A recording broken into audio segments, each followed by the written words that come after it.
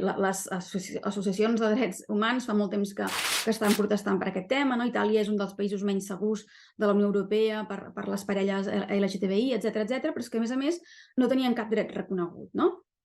I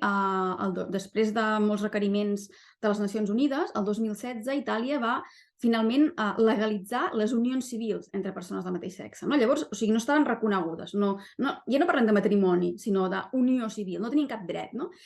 I ara mateix hi ha aquesta situació que és molt precària. Per exemple, les persones LGTBI no poden adoptar, ni tan sols poden adoptar el fill del company, i hi ha moltes situacions molt injustes, perquè evidentment no tenen els mateixos drets. Doncs bé, aquest govern, el govern italià,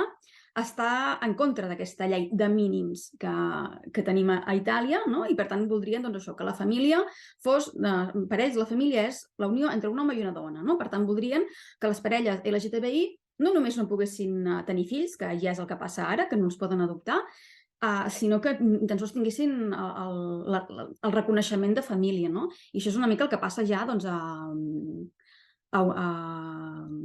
Hongria, i és el model al que aspira a arribar a Itàlia,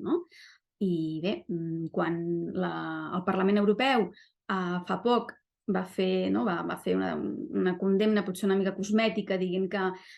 l'Hongria d'Orbán no era una democràcia plena, doncs Giorgia Meloni i Salvini van protestar i van dir que esclar que ho era, perquè havia estat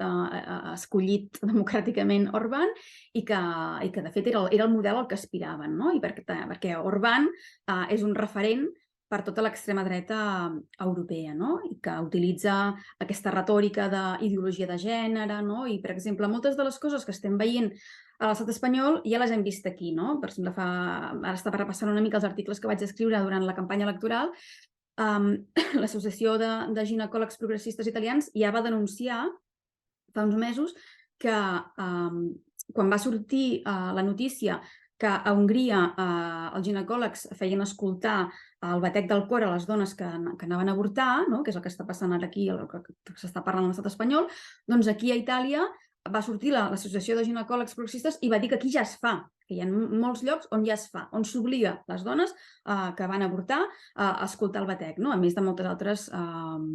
tortures psicològiques, perquè ells ho han definit com una tortura psicològica. Per tant, diguéssim que moltes de les coses que estem veient que estan passant a l'estat espanyol, per aquí ja hi han passat, perquè anem, malauradament, una mica endavant.